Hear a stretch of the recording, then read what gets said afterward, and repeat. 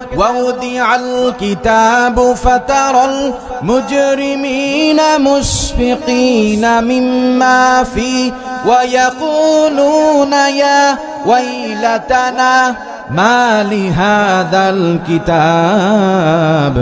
لا يغادر صغيرة ولا كبيرة إلا أحصاها ووجدوا ما عملوا حاضرا ولا يظلم ربك أحدا বান্দা বললা পরে পাগল হয়ে যাবে।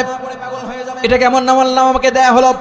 একটা ছোট্ট ভালো কাজ বাদ পড়ে নাই, আবার একটা ছোট্ট করা খারাপ কাজ বাদ পড়ে নাই। এত কঠিন দিন সেই দিন হবে। আল্লাহ তাআলা কোরআনে বলেন, ইদাস সামাউ ফাতারাত ওয়া ইদাল কাওয়াকিবু তাতারাত ওয়া ইদাল বিহারু ফুজ্জিরাত। যেদিন কিয়ামত সংঘটিত হবে, আসমানগুলি চূর্ণ বিচ্ছিন্ন হয়ে যাবে, তারকাগুলি ছিটকে ছিটকে পড়বে, সমুদ্রগুলি সব একাকার হয়ে যাবে। এত কঠিন দিন সেই দিন হবে। আজকে যেই সূর্যটা আমাদেরকে তাপ দিচ্ছে, এই সূর্যের তাপ আমরা সহ্য করতে পারি না। কাল কিয়ামতের কঠিন ময়দানে যেই সূর্যটা গুনাহগারকে তাপ দিবে, এই সূর্য থেকে সেই দিনের সূর্য হবে 100 গুণ ভারী, 100 গুণ পাওয়ারফুল, 100 গুণ শক্তিশালী। সূর্যের তাপে জমিনটা রক্তিম বর্ণ ধারণ করবে। আমার প্রাণের ভাইরা, আল্লাহ তাআলা সেদিন ইসরাফিল আলাইহিস সালামকে ডাক দিয়ে বলবেন, ইসরাফিল, তোমার বাঁশির মধ্যে তুমি ফুৎকার দাও। কারো কারো মতে ফুৎকার দেওয়া হবে 4টা, কেউ কেউ বলেন ফুৎকার দেওয়া হবে 2টা।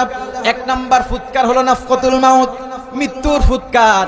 এই ফুৎকার দেওয়ার সঙ্গে সঙ্গে পৃথিবীর সমস্ত মানুষগুলি মারা যাবে। কুল্লু মান আলাইহা ফানিউ ওয়া ইয়াবকা ওয়াজহু রাব্বিকা যুল জালালি ওয়াল ইকরাম ফাবিআইয়ি আলা'i রাব্বিকুমা তুকাদ্দিবান।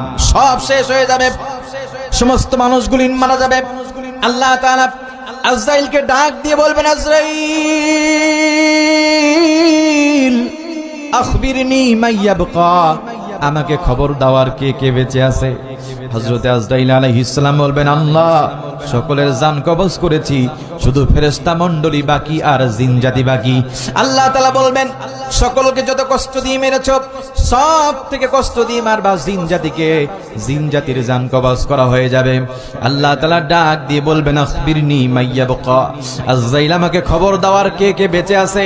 হযরত আজরাইল আলাইহিস সালাম বলবেন, আল্লাহ, শুধু ফেরেশতা মণ্ডলী বাকি। আল্লাহ তাআলা বলবেন, এবার ফেরেশতাদের জান কবজ করো। ফেরেশতাদের জান কবজ করা হয়ে যাবে। আল্লাহ তাআলা ডাক দিয়ে বলবেন, আজরাইল, আমাকে খবর দাও, আখবিরনি মাইয়াবকা, আর কে কে বেঁচে আছে। হযরত আজরাইল আলাইহিস সালাম বলবেন, আর মাত্র 4 জন ফেরেশতা বাকি। একজন হলেন হযরতে জিবরাইল আলাইহিস সালাম, আর 2 নম্বর হযরতে মিকাইল আলাইহিস সালাম, 3 নম্বর হযরত ইসরাফিল আলাইহিস সালাম, আর আমি তোমার হুকুমের গোলাম আজরাইল। আল্লাহ তাআলা বলবেন, এবার 3 জনের জান কবজ করো। 3 জনের জান কবজ করা হয়ে যাবে। আল্লাহ তাআলা আবার ডাক দিয়ে বলবেন, আখবিরনি মাইয়াবকা, আজরাইল, আমাকে খবর দাওয়ার কে কে বেঁচে আছে। হযরতে আজরাইল আলাইহিস সালাম বলবেন, আল্লাহ, আর কেউ বেঁচে নাই, শুধু আমি আর তুমি ছাড়া। কিন্তু তুমি তো হাইয়ুল কাইয়ুম, তুমি তো চিরঞ্জীব, শাশ্বত আমার আল্লাহ। আল্লাহ তাআলা বলবেন, আবার তুই মর, তুই মর। এই কথা শোনার সঙ্গে সঙ্গে হযরতে আজরাইলের কাঁপুনি ছুটে যাবে, হযরতে আজরাইলের কাঁপুনি ধরে যাবে। হযরতে আজরাইল আলাইহিস সালাম বলবেন, আল্লাহ, আমি যদি আগে জানতাম, এই দায়িত্ব আমি গ্রহণ করতাম না, এই দায়িত্ব গ্রহণ করতে আমি ইচ্ছুক হতাম না। আমি এই দায়িত্ব আমার ভাই ইসরাফিলকে দান করতাম, তার সিংহায় ফুৎকারের দায়িত্ব আমি গ্রহণ করতাম। নতুবা ভাই জিবরিলকে দান করতাম, আমি তার ওহী বন্টনের দায়িত্ব গ্রহণ করতাম।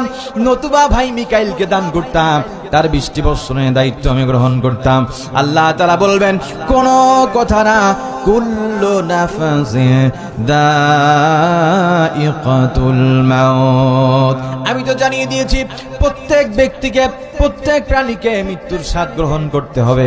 হযরত আজরাইল আলাইহিস সালাম সেদিন জান্নাত আর জাহান্নামের মাঝ বরাবর যে জায়গাটার নাম হলো আরাফ নামক জায়গা। আরাফ নামক জায়গায় দাঁড়িয়ে হযরত আজরাইল আলাইহিস সালাম এত চিৎকার দিয়ে তার মৃত্যুর সময় এত বিকট আওয়াজ তার